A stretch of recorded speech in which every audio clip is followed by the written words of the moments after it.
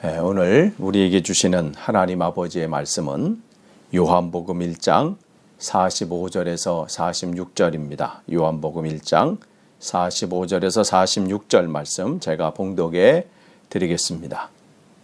빌립이 나다나엘을 찾아 이르되 모세가 율법에 기록하였고 여러 선지자가 기록한 그 일을 우리가 만났으니 요셉의 아들 나사렛 예수니라. 나다나엘이 이르되 나사렛에서 무슨 선한 것이 날 수 있느냐. 빌립이 이르되 와서 보라 하니라. 아멘. 온라인 예배에 온라인 주일 예배에 참석하신 여러분들을 환영합니다. 오늘도 하나님의 크신 은혜가 이 말씀 속에서 또 여러분에게 온전히 임하기를 간절히 축원합니다. 우리가 온라인 예배만 아니면 어제 우리가 썸머 페어를 했었고 해야 되고 또 오늘은 또 우리 영국 교회 같이 예배를 드리면서 오늘이 영국 채싱턴 감리교회 창립 72주년이잖아요. 그러는데 정말 우리가 좀 아쉬운 마음은 있습니다. 그러나 또 이런 또 기회 속에서 또 하나님께서 우리에게 또 깨닫게 하시고 또 새롭게 우리가 또 붙잡아야 될 것이 있을 줄 믿습니다. 오늘 그래서 함께 오늘 요한복음 1장 45절에서 46절 그래서 제목이 만남의 기쁨입니다. 이 말씀을 함께 나누도록 하겠습니다. 어린 시절 해외로 입양된 사람들 특히 혼외자로 태어난 경우엔 아무런 정보가 없어서 부모님을 찾기가 더욱 어렵다고 합니다. 그젠가요? 한국 뉴스에서 이런 내용을 봤습니다. 2살 때 떠나야 했던 고국을 37년 만에 다시 찾은 미국 국적의 카라 보수 씨의 기억 속에 한국 이름은 강미숙이었습니다. 그녀는 1983년 미국으로 입양되었습니다. 결혼 후 딸을 낳고 보니 친어머니 생각이 간절해졌습니다. 그렇지만 얼굴은커녕 이름도 모르는 부모를 찾기란 불가능에 가까웠습니다. 백방으로 수소문하던 끝에 신락 같은 희망을 찾았습니다. 개인 DNA를 공유하는 사이트에서 유학 중인 조카를 찾은 것입니다.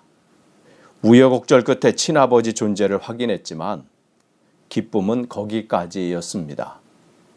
혼외자였던 자기를 친아버지와 가족들이 반길 리가 없었던 것입니다. 그녀가 원하는 것은 엄마가 누구인지 아는 것뿐인데 친아버지 가족들은 그녀를 무시하고 사람 취급을 하지 않았다고 합니다. 그녀는 결국 자신을 친생자라고 인정하라는 소송을 아버지에게 제기한 끝에 법원에서 인정 판결을 받았습니다. 다음 주에 아버지를 만나면 꿈에 그리던 엄마를 만날 수 있을 것이라는 기대에 기쁨을 감추지 못하며 다음과 같이 말을 하고 인터뷰는 끝났습니다. 엄마, 미안해하지 말고 그냥 오세요. 미안해하지 말고 오세요, 제발. 저는 강미숙입니다. 이 딸은 엄마를 잃어버렸기에 찾는 것입니다. 잃어버렸기에 찾아야 하는 것입니다. 여러분, 성경은 어떤 책입니까? 간단하게 말씀드리면 구약 성경은 오실 메시아이신 예수 그리스도에 대한 말씀이고 신약 성경은 오신 메시아 예수님에 대한 말씀입니다. 그런데 이 메시아이신 예수님께서 우리 안에 오시는 분이십니다. 성경 한 구절을 보시겠습니다. 요한계시록 3장 20절입니다. 볼지어다 내가 문 밖에 서서 문을 두드리노니 누구든지 내 음성을 듣고 문을 열면 내가 그에게로 들어가 그와 더불어 먹고 그는 나와 더불어 먹으리라. 이 요한계시록 3장 20절 말씀에서 그 문이라는 것은 마음의 문입니다. 무슨 벽돌이나 시멘트나 대리석으로 지어진 건물의 문이 아닌 줄 아셔야 합니다. 교회당 문도 아니고 우리 각자의 문이 마음의 문입니다. 또한 더불어 먹고 마신다고 하는 것은 한 몸 되어 생활한다는 말씀입니다. 거주의 개념을 먹고 마시리라 이렇게 말씀하신 것입니다. 그럼 왜 예수님께서는 우리 안에 오시려는 것일까요? 그 이유는 창세기에서부터 찾아봐야 합니다. 예수님께서 우리 마음에 오시려는 이유는 하나님의 형상과 모양으로 만들어진 아담이 타락했기 때문입니다. 그렇다면 여러분이 알고 있는 타락의 뜻은 무엇입니까? 타락이라는 말 그대로 어디서 떨어진 것이 아닙니다. 타락이란 하나님을 상실한 것입니다. 즉 하나님을 잃어버린 것입니다. 하나님을 상실했다는 것은 아담 안에 계신 하나님을 상실한 것입니다.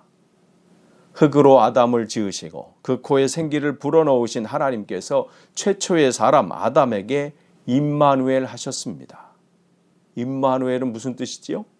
함께 하신다는 것입니다. 하나님이 함께한 아담이 타락했다는 것은 세상 말로 술과 도박, 음란에 중독되었다는 얘기가 아닙니다. 아담이 타락했다는 것은 자기 안에 계신 하나님을 인식하지 못하는 상태가 되었다는 말씀입니다. 그러니까 하나님의 구원하심은 타락한 아담의 후손인 우리를 구원하시는 것입니다. 그렇기에 구원은 내 안에 계신 하나님을 만날 수 있게 하시는 것입니다. 하나님을 상실한 인간이 하나님을 다시 만나려면 하나님께서 다시 만나시려고 우리에게 오셔야 합니다. 그것이 메시아입니다. 그분이 예수님이십니다. 그런데 아담의 후손들이 찾아오신 하나님을 몰라봅니다. 메시아를 몰라봅니다. 참빛 곧 세상에 와서 각 사람에게 비추는 빛이 있었나니 그가 세상에 계셨으며 세상은 그로 말미암아 지은 바 되었으되 세상이 그를 알지 못하였고. 그럼 왜 몰랐을까요? 그 힌트를 우리는 예수님의 설교에서 찾을 수 있습니다. 예수님의 설교 중에 씨 뿌리는 자의 비유에 보시면 4가지 밭이 나옵니다. 그 밭 중에 하나가 돌밭입니다. 여기에서 돌은 무엇을 의미합니까? 농부가 밭에 씨를 뿌리는데 그 밭에 먼저 박혀 있던 돌이 뿌려진 씨앗을 튕겨버리는 것처럼 인간의 선지식, 학문, 선입관, 경험 등 이런 것이 우리 마음의 돌입니다. 이런 돌이 마음 깊이 자리 잡고 있기 때문에 말씀의 씨앗이 그 마음밭에 뿌리내릴 수 없습니다.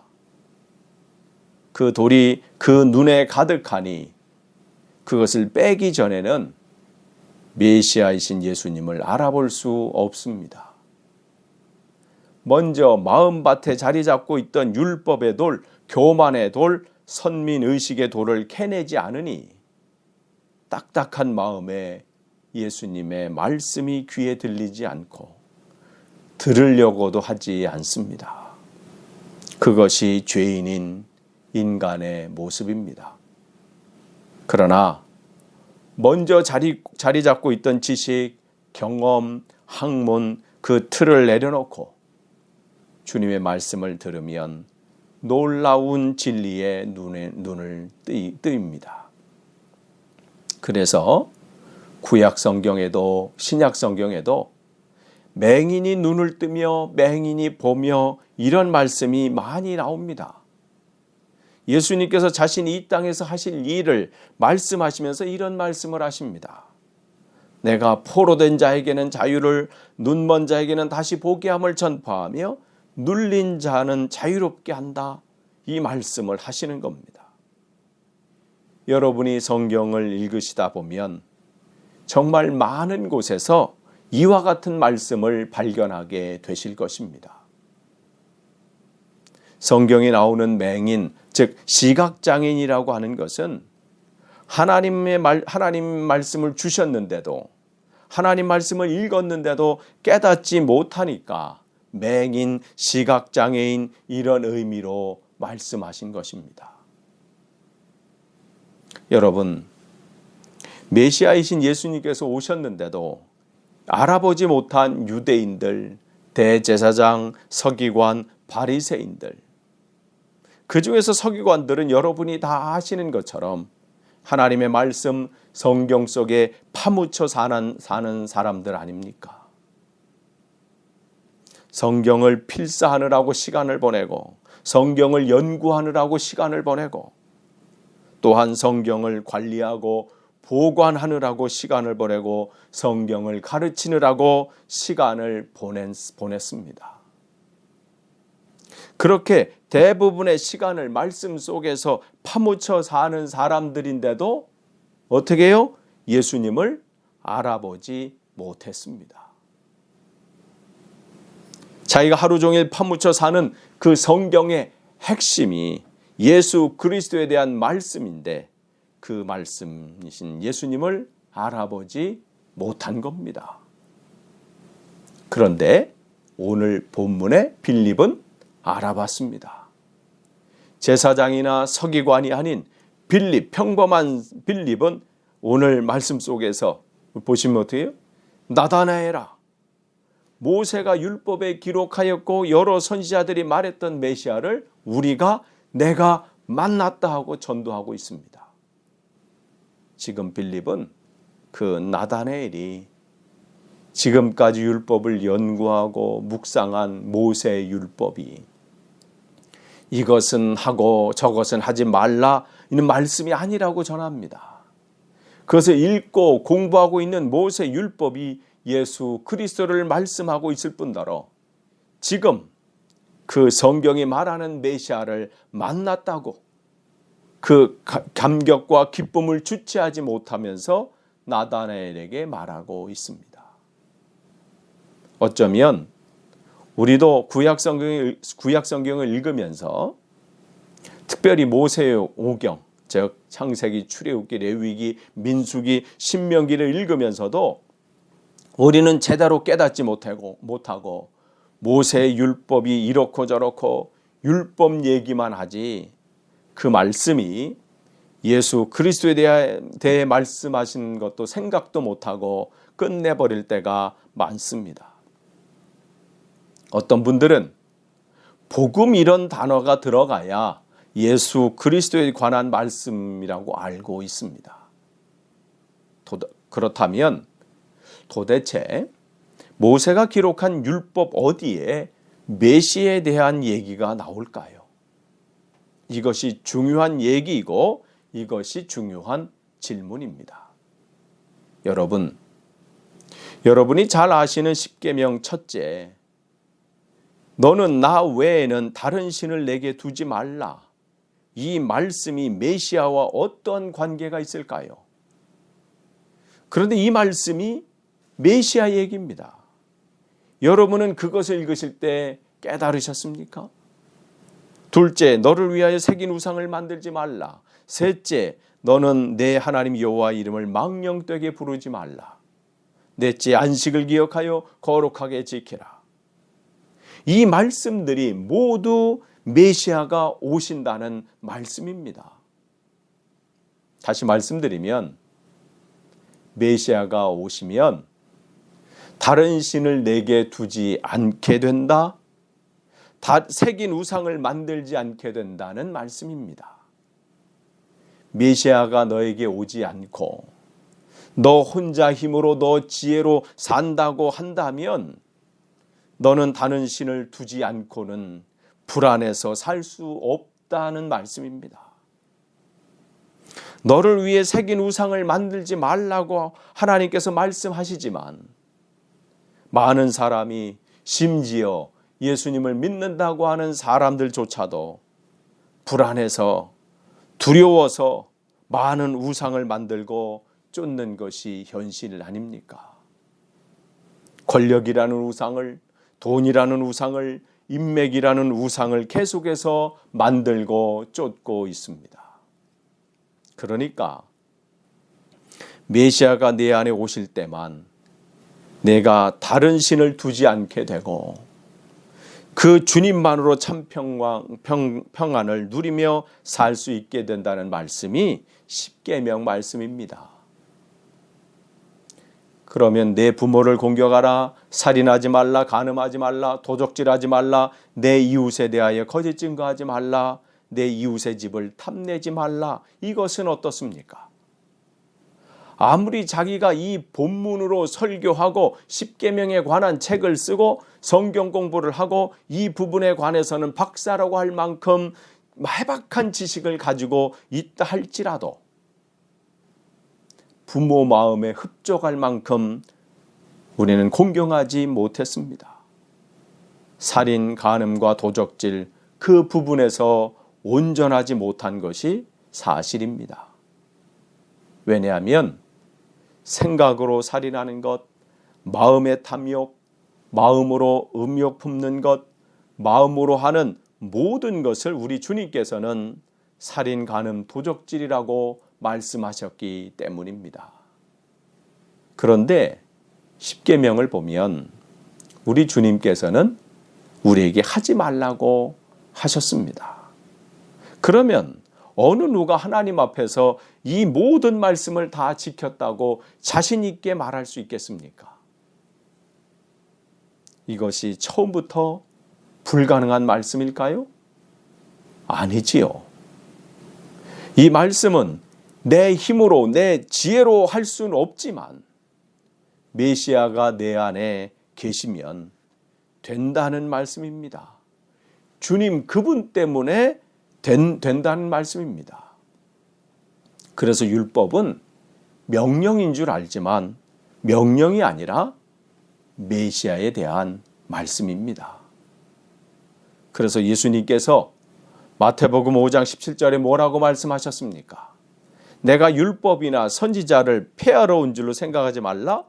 폐하러 온 것이 아니라 완전하게 하려 함이라 말씀하신 것입니다. 그것이 빌립이 예수님을 만난 후 그것을 알았기에 오늘도 어떻게 율법을 잘 지킬까 고민하던 자기 동료 나다나엘에게 내가 읽고 연구하고 있는 율법 책이 메시아에 대해 말씀하시는 것이라고 지금 전하는 것입니다. 그 메시아를 내가 만났다라고 자신 있게 전하는 것입니다. 메시아이신 예수님께서 오늘 우리 안에 들어오시기를 원하십니다. 그럴 때 우리가 비로소 말씀대로 살 수 있기 때문입니다. 우리가 주님을 우리 마음에 모실 때 우리는 참 기쁨과 평안을 누릴 수 있기 때문입니다. 끝을 맺습니다. 우리는 하나님을 잃어버렸기 때문에 찾아야 합니다. 어떻게 찾습니까? 어디 계시기에 찾습니까? 우리가 찾는 것이 아니라 그분이 우리를 찾으러 오셨습니다.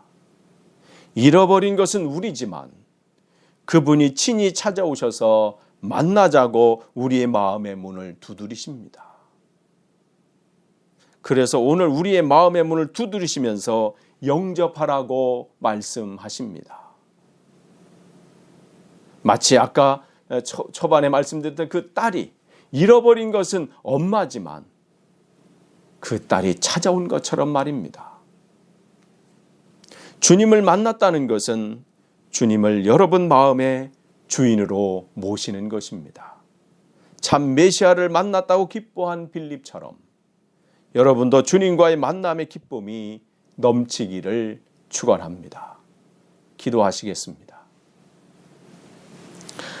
하나님 감사합니다. 오늘도 우리에게 복된 주일을 허락하시고 하나님 말씀으로 채우시니 감사합니다. 우리가 하나님을 상실했습니다. 하나님을 잃어버렸습니다. 그래서 세상 것을 채우려고 하고 세상 것을 따라가고 세상 것을 쫓고 있습니다. 그런데 주님께서는 우리를 다시 찾으십니다. 내 안에 우리 안에 거하시기를 원하십니다. 주님, 우리가 세상 것을 바라보는 소경이 되지 않길 원합니다. 온전히 내 안에 계신 주님을 발견하고 모시고 영접하고 주님이 주시는 평안과 기쁨을 누리게 하옵소서. 감사드리며 예수님의 이름으로 기도하옵나이다. 아멘.